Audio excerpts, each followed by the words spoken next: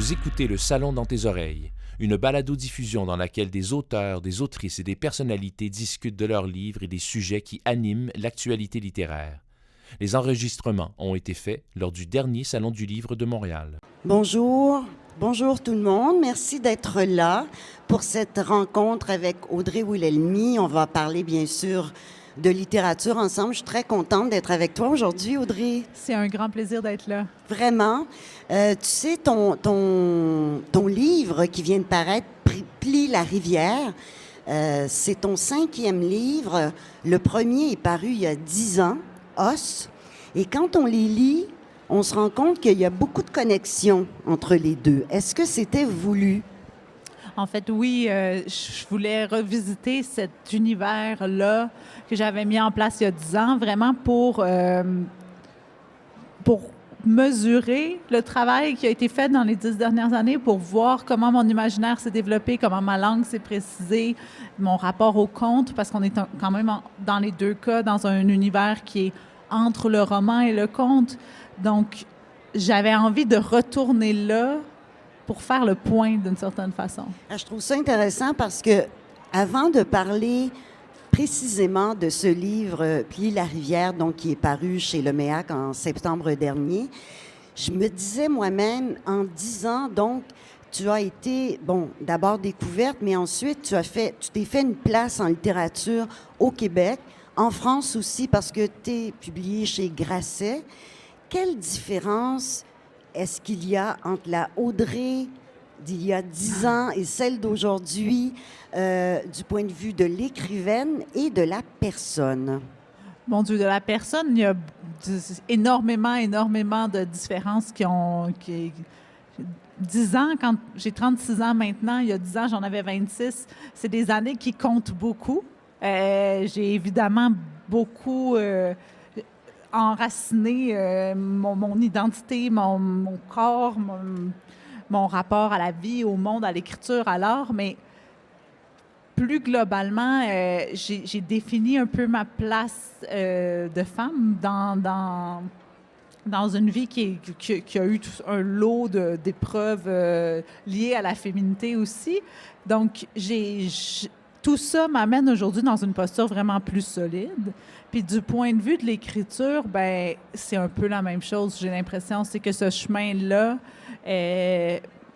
m'amène à être, beaucoup mieux en contrôle de ce que je fais, mieux en contrôle de mes outils, de comprendre ce que je veux créer chez le lecteur puis réussir à le faire. Je suis beaucoup plus consciente de ma pratique, mettons, que je l'étais quand j'ai écrit « Ah, c'est sûr et certain ». Plus confiante aussi, j'imagine. J'ai jamais beaucoup douté. Je n'ai pas de nature à douter dans la vie.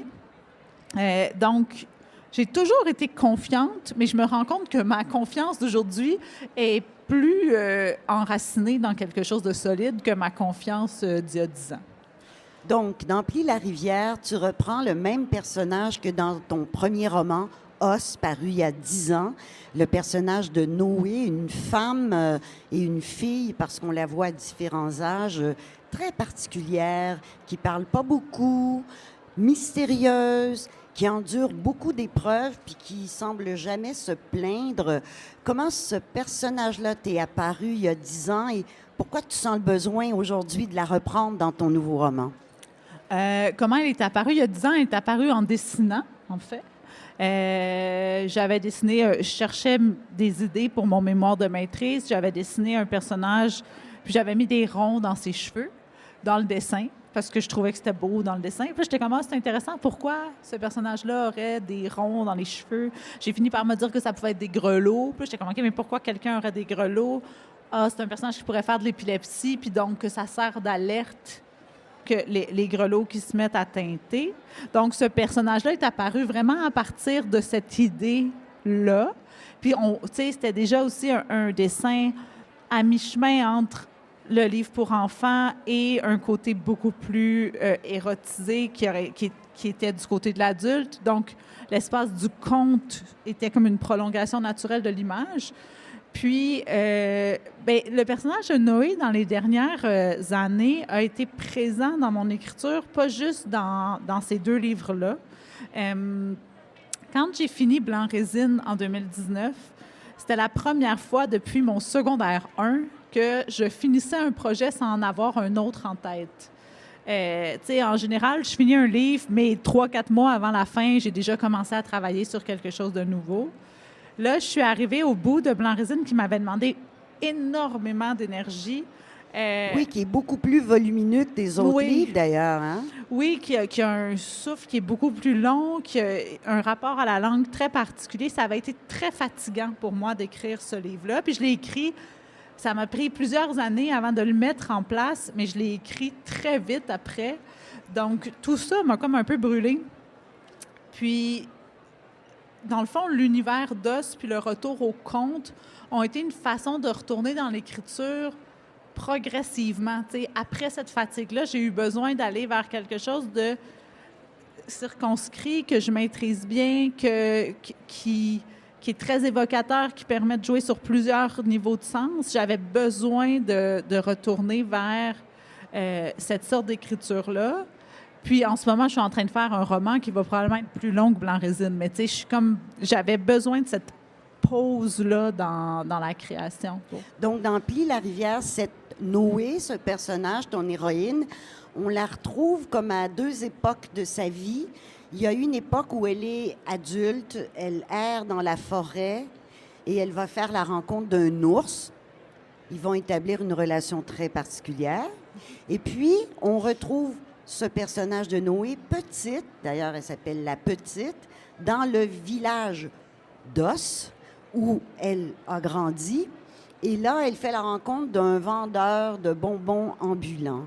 Alors, ce désir de faire vivre ce personnage-là à deux époques de sa vie, pourquoi? En fait, au départ, je voulais travailler... mon idée de départ, c'était d'écrire la rencontre entre Noé et un ours. Mais le personnage de Noé, c'est un personnage qui est particulier parce qu'on n'a pas accès à son intériorité. Dans tous les romans sur lesquels je travaillais, on n'a pas accès à ses émotions, on a juste accès à ses actions, puis à l'interprétation de son entourage sur ses actions. Mais là, avec un ours, qui est aussi... Tu sais, Noé, elle a un caractère qui est assez animal, puis l'ours, étant un animal, mais il n'y a pas tant de capacité d'analyse d'émotions. Fait que là, je me retrouvais avec deux personnages qui pouvaient pas vraiment me donner d'outils interprétatifs ou en donner Mais au lecteur. pourquoi un ours? À cause d'une sculpture que j'ai vue à Paris, en fait, qui m'a vraiment saisie au Jardin des Plantes. Il y a une espèce de sculpture vraiment impressionnante au tournant d'un... Tout est en fleurs, tout est super beau. Puis à un moment donné, il y a une sculpture d'ours dans laquelle qui a empalé un personnage que c'est pas très clair, c'est un homme ou une femme. Puis avec deux griffes de même. Puis à la ceinture de ce personnage-là, il y a un bébé ours mort qui est attaché. Fait que là, je veux dire, c'est assez saisissant, là. Tu sais, tu marches au Jardin des Plantes, t'es relax, puis là, il y a cette sculpture-là qui te saute d'en face. Puis, oui, elle est haute, tu sais, grandeur nature, mettons. Fait que c'était vraiment très saisissant. Puis c'était un voyage un peu particulier. En tout cas, je passe sur les détails, mais j'ai marché énormément. Puis j'ai été amenée à réfléchir sur la question de la marche beaucoup. Puis donc, le personnage de Noé avec l'ours, c'est un personnage qui marche essentiellement, puis qui, là, est arrêté et va à la rencontre de l'ours. Donc, c'est comme ça qu'est arrivé l'ours dans le texte, en fait, là. Parce que l'ours peut être dangereux, mais il peut aussi être une proie. Mais c'est ça qui était intéressant, c'est que je voulais travailler sur la question de la prédation, puis de l'apprivoisement, en fait, les deux. Puis, dans la structure du texte, l'ours, essentiellement, l'automne est en place, l'hiver arrive. L'ours veut manger Noé. Noé veut la peau de l'ours pour l'hiver. Donc, les deux se retrouvent à être prédateurs et proies l'un de l'autre. Puis, c'était cette espèce de dynamique-là qui m'intéressait, où finalement, à travers la prudence puis la prédation des deux, mais ils s'apprivoisent, en fait. Ils se trouvent à apprendre à se connaître, à comprendre les habitudes de l'autre, à s'observer, puis finalement à s'entraider. Donc, c'était le renversement de cette tension de prédation qui m'intéressait. Alors, c'est intéressant parce que tu le disais, puis là, on le comprend à la lumière de ce que tu dis aussi. on est vraiment dans la fable, le conte. Hein. Les personnages sont très typés. Dans certains autres de tes livres, tu as des ogres. En fait, c'est des êtres humains, mais qui se transforment en ogres. C'est tout un imaginaire que tu déploies. Qu'est-ce que ça te donne d'entrer dans ce genre d'univers-là parallèle? Est-ce que tu devrais écrire, je ne sais pas, un roman beaucoup plus réaliste, avec une histoire simple qui se déploie? Hein, parce que c'est vraiment pas ta voix. Non, c'est sûr que je ferais pas ça.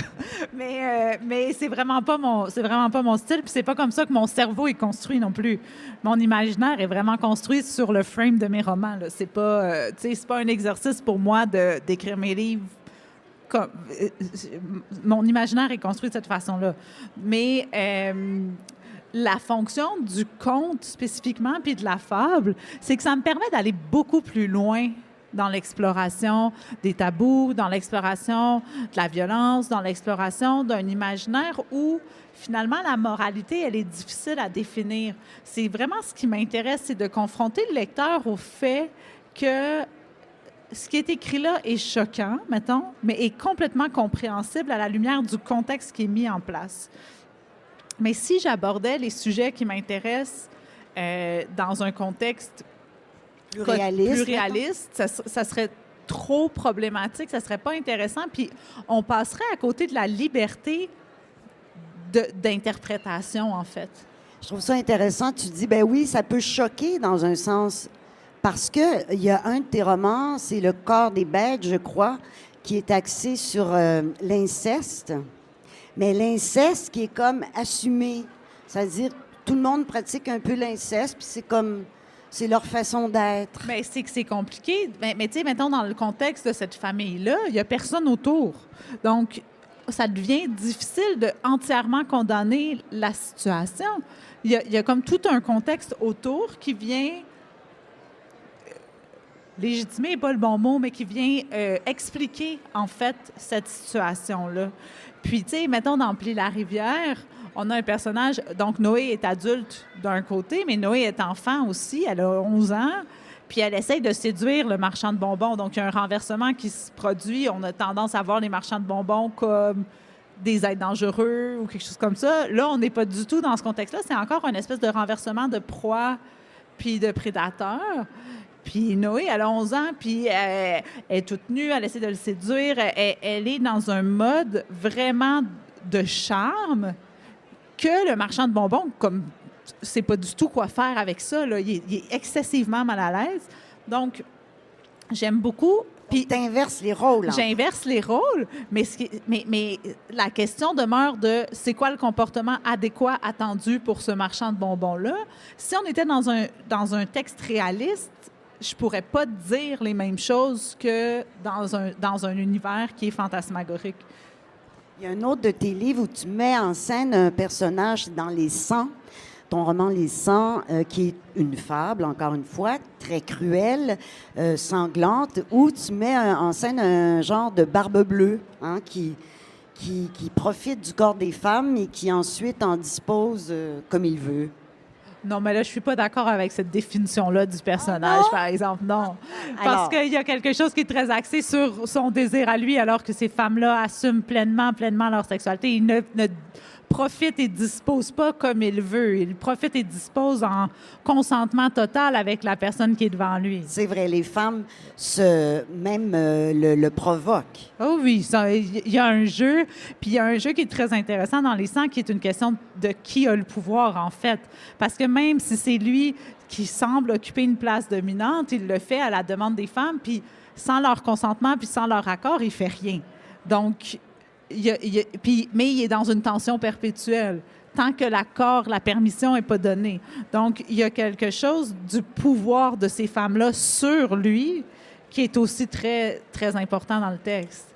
Encore une fois, il n'est pas juste le prédateur. Donc ça, c'est vraiment un noyau là, que tu explores. Bien, en fait, ce qui m'intéresse surtout, c'est la question que des personnages ne soient pas victimes seuls. C'est plus...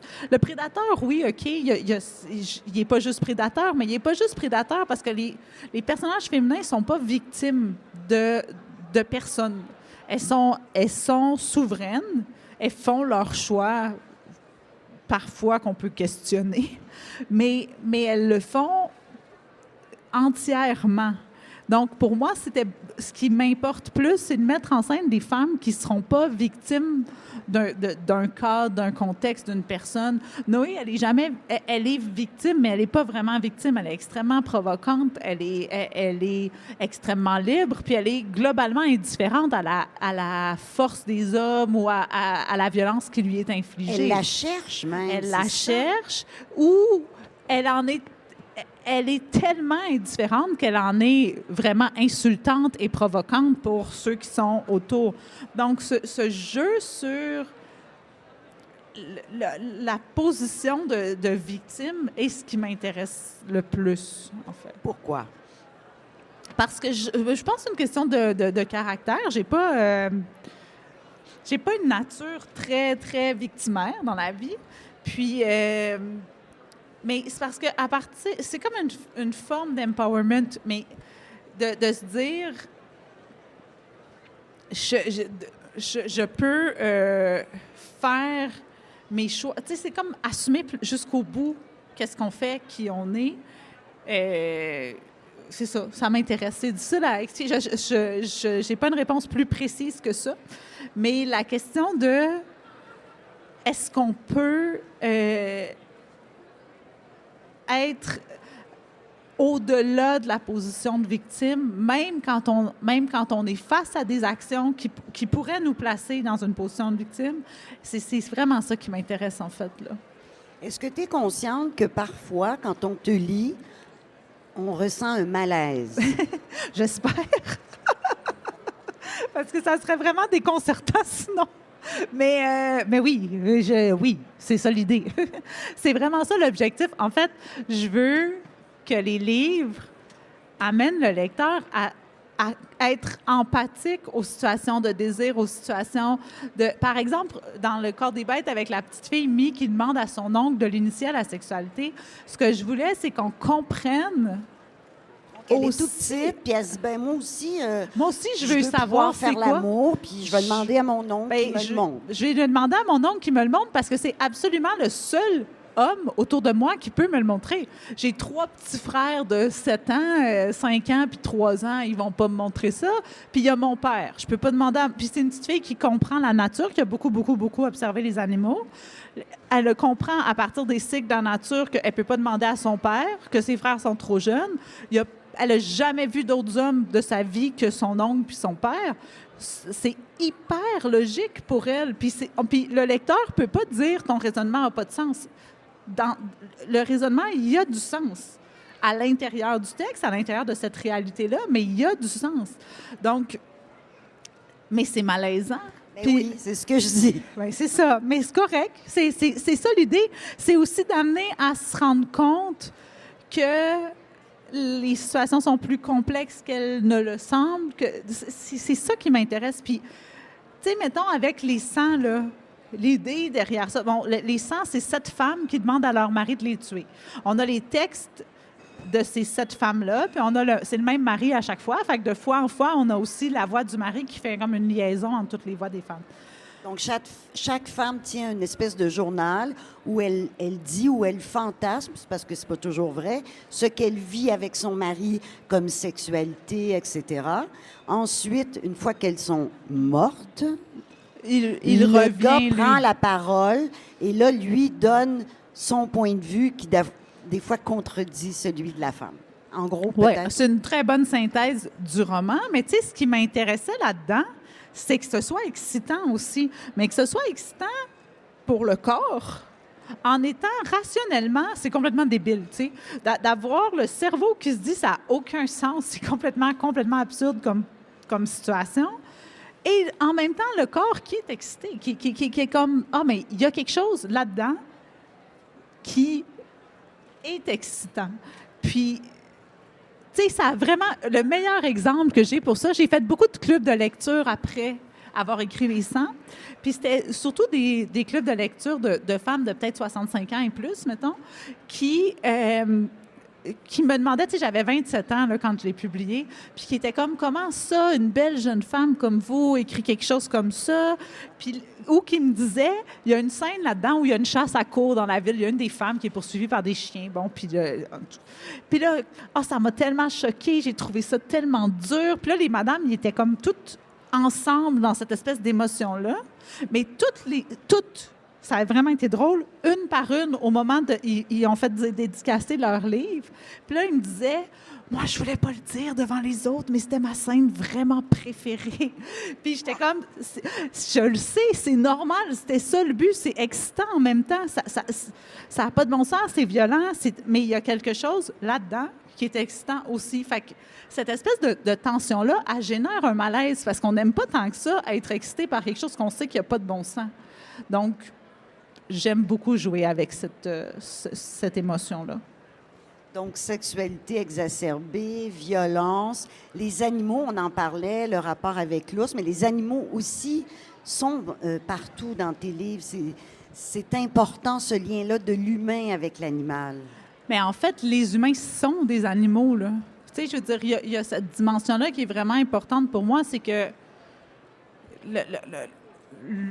de penser l'humain hors de son animalité n'a pas de sens. Ça veut dire que ça le place juste dans l'industrialisation, puis on le voit, ça fait perdre un sens qui est essentiel à la nature, aux éléments, à son corps, à soi, à l'autre.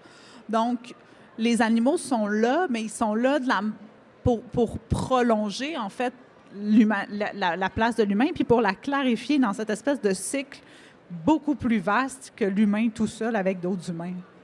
Mais c'est ça. Donc, il y a toujours ce rapport prédateur puis proie qui revient.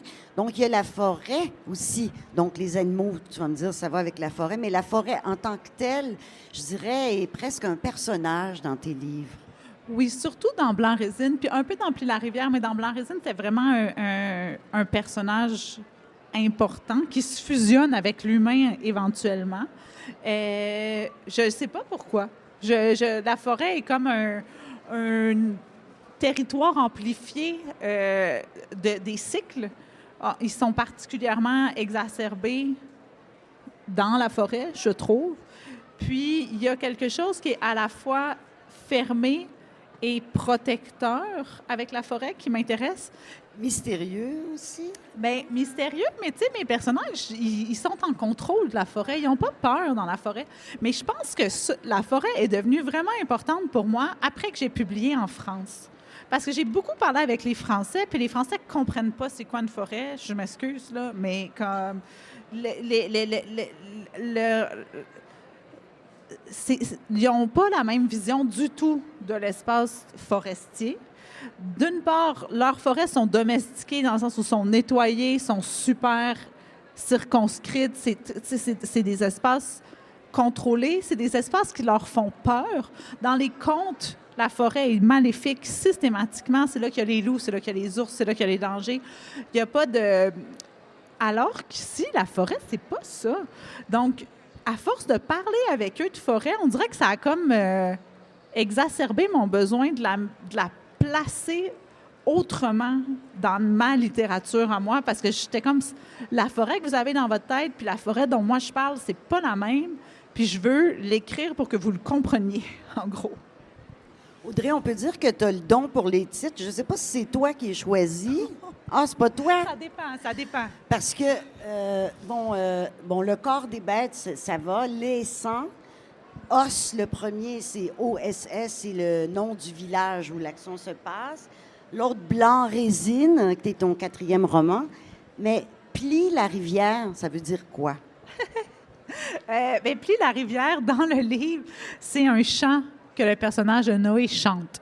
Donc, c'est une chanson qui revient, puis qui ponctue les fragments, en fait, qui sert à faire le lien entre les moments au présent où elle est dans la forêt avec l'ours et les moments au passé où elle est avec le marchand de bonbons. Donc, cette chanson-là fait un pont entre les deux temps.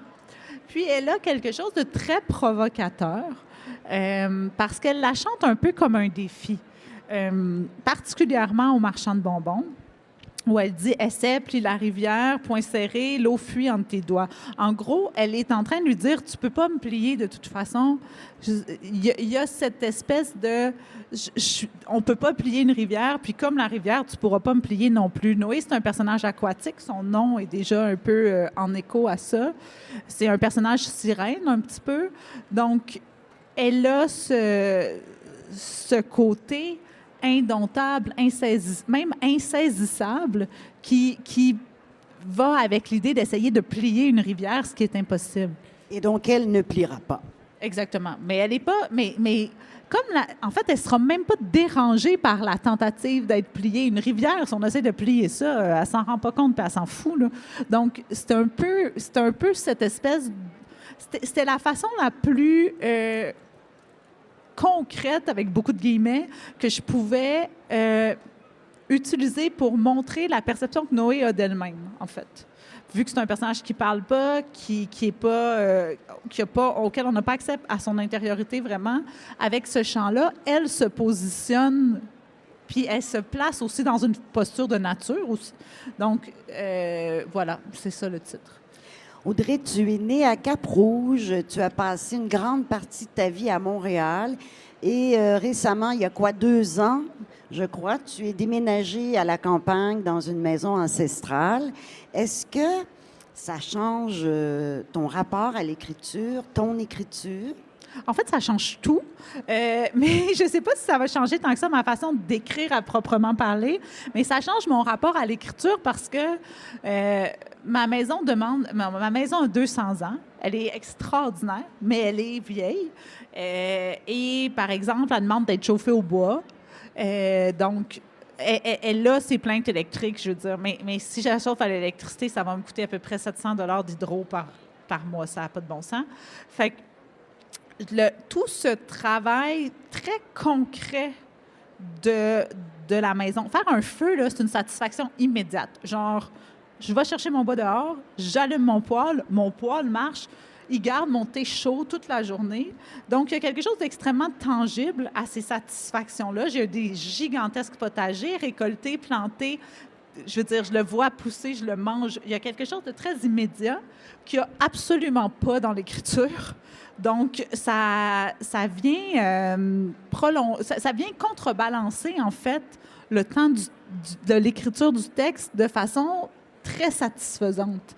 Parce que tu ne peux pas te perdre dans l'écriture tout le temps, là. Non, mais il faut que tu ressortes mettre une bûche, tu sais. Il faut que j'aille le faire. Je suis rendue avec 7 oiseaux, 2 chiens, mais il faut que je m'assure que mes oiseaux, ils ont de la bouffe, puis que faut que je change leur eau aux 3 jours, puis comme... Il y a tout ce rapport-là aux choses concrètes fait une grosse différence. Il y a aussi que j'ai accès à de l'espace auquel je n'avais pas accès. Fait que je suis rendue avec... Au départ, c'était pas censé être comme ça, mais maintenant, il y a 4 ateliers différents dans ma maison. Puis, je vais en construire un à l'extérieur aussi. Donc, j'ai des lieux... Comme toute ma maison est rendue un espace de création, en fait. Je fais de l'impression artisanale, je fais de la gravure, je fais de la reliure, je fais de la peinture, je fais de la couture, donc, ça devient une vie qui tourne, tout est créatif, puis tout vient alimenter l'écriture aussi. La place du jardinage dans ma pratique était déjà là, elle va être plus concrète. La couture, dans mon prochain roman, c'est vraiment important. Il y a comme... Donc, cette vie-là, et par la maison, a comme trouvé une forme de totalité et de cohérence que je ne veux plus vraiment perdre. On l'attend quand, ton prochain roman? 2023. Bien, on a très hâte. Ça va prendre un petit bout de temps encore. Bonne écriture. Merci beaucoup. Bonne campagne. Bon jardinage. Merci. Merci beaucoup. Hein? Merci d'avoir été là, tout le monde. Merci. Merci à vous.